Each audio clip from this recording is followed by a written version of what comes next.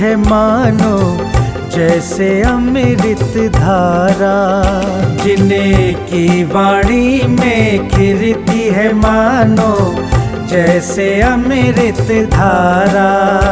उनके वचनों को सुनकर होगा अब कल्याण हमारा, उनके वचनों को सुनकर होगा अब कल्याण हमारा। जयवंतो हो तीर्थंकर शासन, उनकी पावन पवित्र पीयूष देशना जीवन के लिए कल्याणकारी हो, सभी के जीवन में वह लक्ष्य प्राप्त हो जिस लक्ष्य को प्राप्त करने के लिए ये मनुष्य पर्याय मिली हुई है। जीवन में एक अच्छा लक्ष्य होना बहुत जरूरी है। जब अच्छा लक्ष्य होता है तो निश्चित ही हम उसको प्राप्त कर लेते हैं। अभी तक हमने अच्छा ध्येय नहीं बनाया, जो भी रहा संसार का रहा है, संसार के लिए हमने किया है, संसार रूपी लक्ष्य भी बनाया है, हमने परमार्थ की ओर देखा ही नहीं है, इसलिए पंच परावर्तन हुआ है। बदलना है मुझे स्वयं को। दूसरों को बदलने के लिए तो कई बार हमने संकल्प भी लिया है, मैं इसको बदल दूंगा, लेकिन स्वयं को नहीं बदलूंगा। कई बार हम संकल्प लेके बैठते हैं कि जब तक हम तुम्हें बदल नहीं देंगे तब तक दम नहीं लेंगे। ओहो, ऐसा भी हम संकल्प ले लेते हैं। ऐसा संकल्प हम दूसरों के लिए लेते हैं, और ऐसा संकल्प अगर हम अपने लिए ले लें तो कि कुछ भी हो जाए, जब तक हम अपने आप को नहीं बदल लेंगे तब तक हम शांति से नहीं बैठेंगे। ऐसा नहीं, शांति से बैठेंगे। संकल्प का मतलब ही होता है कि हमें अपने को पूर्ण रूप से बदलना है। जैन दर्शन यही कहता है, अपने को बदलने की ही बात करता है। अपने की परिणति, अपनी भावनाएं, अपने भाव, परिणाम, सब कुछ हमें अपने को ही बदलना है। हमारे महापुरुष तीर्थंकर जितने भी हुए, सभी ने अपने को बदलने का ही पुरुषार्थ किया है। साधना और आराधना का लक्ष्य भी यही होता है। जितनी भी साधना की जाती है, तपस्या की जाती है, संयम धारण किया जाता है, वो सभी का उद्देश्य है अपने को बदलना। और अपने को बदलने का मतलब ये है कि जो अभी तक हम कर रहे थे, अब मुझे वह नहीं करना है। ये अपने को बदलने का मतलब है। अभी अर्थ क्रिया चल रही थी, परमार्थ क्रिया नहीं थी, लेकिन अब अर्थ क्रिया से हम परमार्थ की ओर बढ़ गए, यही तो बदलना है। अभी तक क्रोध चल रहा था, लेकिन क्रोध को छोड़ करके क्षमा में पहुंच गए, यही बदलना है। अहंकार चल रहा था अभी जीवन में, लेकिन अब हमारे जीवन में नम्रता आ चुकी है, यही बदलना है अपने जीवन का। मायाचारी चल रही थी, सरलता का जीवन में विकास हो गया, यही हमारे जीवन का बदलना है। सहजता हमारे जीवन में आ रही है, यही हमारे जीवन का बदलना एक प्रक्रिया है। पवित्रता हमारे जीवन में, अभी लोभ की गंदगी बहुत ज़्यादा थी, अब धीरे धीरे आसक्तियाँ टूट रही हैं, यही बदलना जीवन का है। झूठ बोलने की आदत पड़ी हुई थी, लेकिन अब मैंने नियम ले लिया कि नहीं, अब मैं झूठ नहीं बोलूँगा, सत्य का आचरण करूँगा, सत्य की भावना रखूँगा, असंयम के कीचड़ से हटूँगा और अपने जीवन में इच्छाओं का निरोध करूँगा। त्याग की भावना के साथ अपनी आत्मा को अकिंचन बना करके ऊर्ध्वारोहण करूँगा। ये अभी 10 धर्म में देखा है हमने। ये बदलने की प्रक्रिया बहुत जरूरी है। दृष्टि हटानी पड़ेगी मुझे, लक्ष्य बनाना पड़ेगा मुझे। जीवन में लक्ष्य तो होना ही चाहिए। अभी आपने कोई लक्ष्य नहीं बनाया है कि मुझे इस मनुष्य पर्याय में क्या करना है। बोले महाराज लक्ष्य तो बनाया है, पैसा कमाने का लक्ष्य है। कई लोग से पूछते हैं तो बतलाते हैं मेरा पैसा कमाने का लक्ष्य, कोई कहता व्यापार बढ़ाने का लक्ष्य है, कोई कहता मेरे सर्विस करने का लक्ष्य है, कोई संसार के पदों तक प्रतिष्ठित होने का लक्ष्य रहता है। लेकिन अभी तक हमने आत्मा में प्रतिष्ठित होने का कोई लक्ष्य नहीं बनाया है। हम सम्यक लक्ष्य की ही बात कर रहे हैं। अभी कोई सम्यक लक्ष्य नहीं था, जीवन मिलाया, खाया पिया मौज मस्ती में निकाल दिया, कमाया, कमा करके चले गए। क्या किया? जोड़ा रखा, परिग्रह का संचय किया, आध्यान किया, रोध्यान किया, राग द्वेष किया, ईर्ष्या परिणाम किए, विकृतियों से भर करके नाना विकारों के साथ अगर हम चले भी गए तो क्या होगा?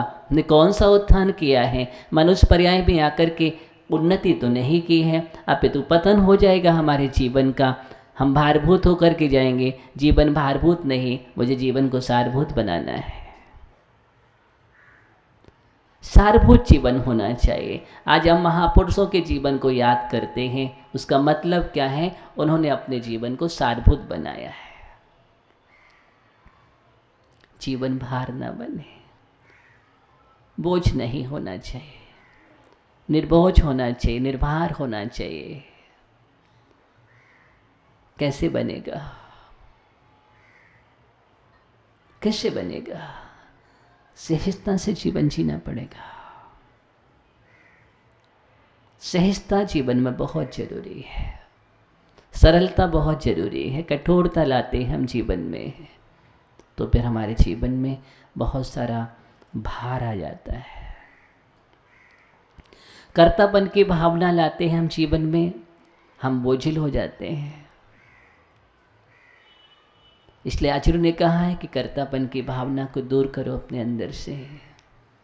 कर्तृत्व बुद्धि ही हमारे जीवन के लिए सबसे बड़ी भारभूत है। मस्तिष्क भारी तभी होता है जब हम कर्तृत्व बुद्धि को लेकर के बैठते हैं। चाहे कोई भी कर्तृत्व बुद्धि हो, कर्तृत्व बुद्धि को लेकर के नहीं बैठना चाहिए। कार्य करो लेकिन कर्ता बुद्धि नहीं।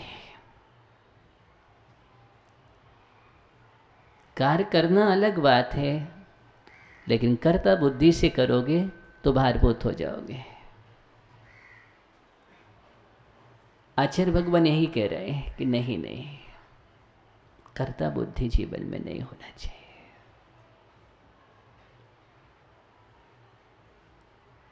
और हम जो भी कार्य करते हैं कर्ता बुद्धि से करते हैं,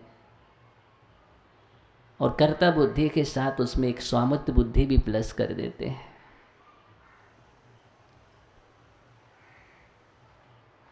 कि मैं करता भी हूँ और मैं इसका स्वामी भी हूँ। अधिकार हम कर बैठते हैं पर वस्तुओं पर, और पर वस्तुओं का अधिकार करके बैठ जाना ही तो पंच परावर्तन की भूमिका है। उद्गल परिवर्तन किया है हमने, परिवर्तन नहीं किया है, परावर्तन किया है। समस्त पुद्गलों को भोगते भोगते अभी भी मुझे तृप्ति नहीं हुई है। अभी भी हम शांति से नहीं बैठ पा रहे हैं शांतिलाल जी, क्योंकि तृप्ति नहीं हुई है। और संसार में कभी तृप्ति नहीं होती है शांतिलाल जी, कभी भी तृप्ति नहीं होती है। भोगों से तृप्ति मिलते तो चक्रवर्ती जैसे महापुरुष 6 खंड को छोड़ करके नहीं जाते कभी भी। क्या कमी है उनके पास? लेकिन भोगों से तृप्ति नहीं मिलती, क्योंकि पता है कि भोग में चले गए तो नरक जाना पड़ेगा। कहाँ? नरक जाना पड़ेगा मुझे। इसलिए चक्रवर्ती के अंदर चिंतन आता है। भरते से ही तो प्रतिदिन चिंतन करता था। हर पल जब जब भी बैठता था चिंतन की धारा बहा करती थी कि नहीं नहीं, ये जीवन भोग नहीं है, ये जीवन तो योग और उपयोग है। क्या है? जीवन भोग और उपभोग का नाम नहीं है, जीवन तो योग और उपयोग का नाम है। जीवन योग के लिए मिला है, उपयोग के लिए मिला है, भोग और उपभोग के लिए नहीं मिला है। ये चिंतन की धारा हमारे जीवन में होना बहुत जरूरी है। और ये चिंतन की धारा जब बनेगी वास्तव में तभी हम सम्यक दृष्टि की धारा बन पाएगी। अंततः तो भोग उपभोग की धारा ये मिथ्या दृष्टि की है। किसकी है? ये मिथ्या दृष्टि की धारा है। वो उसी में सोचता रहता है कि अभी और मुझे संसाधन जोड़ना है, अभी भौतिकता मुझे और संग्रह करना है, अभी इस प्रकार की और व्यवस्थाएं करना है, मेरे भोग में अभी कमी हो रही है। उसी में उसका जीवन जाता है। लेकिन सम्यक दृष्टि का समय जो जाता है, नहीं नहीं, ये सब पुण्य है और पुण्य भी हमारा नहीं है। आज पुण्य है, चला गया, कल पाप का उदय आएगा। कुछ नहीं, बदलो जीवन धारा। ये सम्यक दृष्टि सोचता है अपने जीवन का उपयोग करो। क्या करो?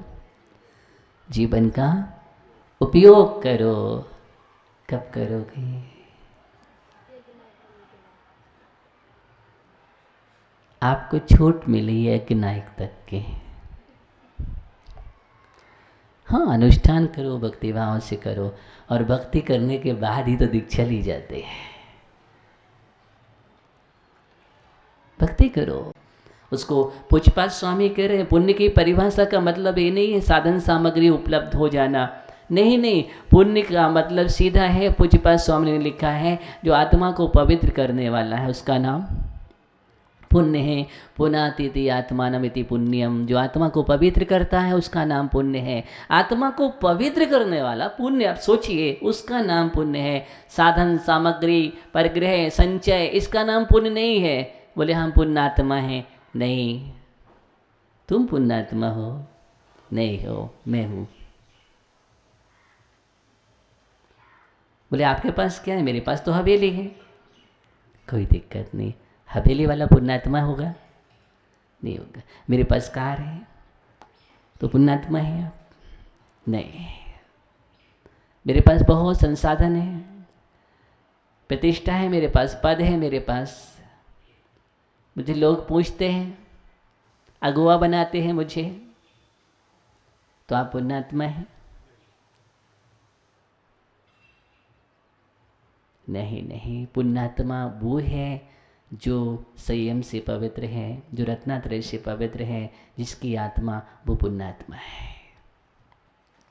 सबको छोड़ दिया लेकिन आत्मा रत्नात्रय से पवित्र है, उजाला है आत्मा में रत्नात्रय। क्योंकि रत्नात्रय मिल जाना ही सबसे बड़ा पुण्य है। रत्नात्रय मिल जाना सबसे बड़ा पुण्य है। रत्न मिलना पुण्य नहीं है, रत्नात्रय मिलना पुण्य है। जिस रत्नात्रय के लिए चक्रवर्ती रत्नों को छोड़ करके चल देता है, अब बतलाओ पुण्य क्या है? रत्नों का नाम कि रत्नात्रय का नाम? हम अभी तक भागे हैं रत्नों के पीछे, अभी तक भागे हैं रत्नों के पीछे।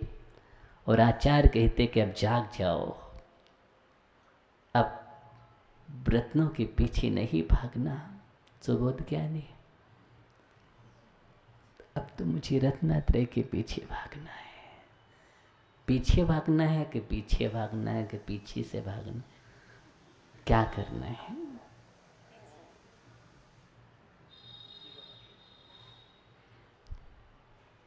भागना है कि मुझे जागना है? क्या बात है?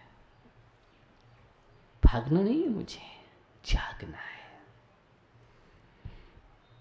भागने का नाम साधना नहीं है, जागने का नाम साधना है। किसका नाम? जागृति होना चाहिए। अरे भागते भागते तो हम भागते रहे, मिला क्या? कुछ भी नहीं। भागना नहीं है, मुझे जागने का नाम है। इस साधना यही सिखाती है कि जागो। अभी हम सोए पड़े थे, अभी हमारा कोई लक्ष्य नहीं था, अब मेरा लक्ष्य बन गया रत्नत्रय की ओर। किसकी ओर? रत्नत्रय की ओर मेरा लक्ष्य बन गया है। रत्नत्रय के प्रणाम बनाइए, क्योंकि रत्नत्रय ऐसे ही नहीं मिलता है, बहुत उज्जवल परिणाम चाहिए। कसायों को मंद कीजिए, जिन जिन को रत्नत्रय चाहिए कसायों को मंद कीजिए, चारित्र के विनय कीजिए, चारित्रधारियों के विनय कीजिए।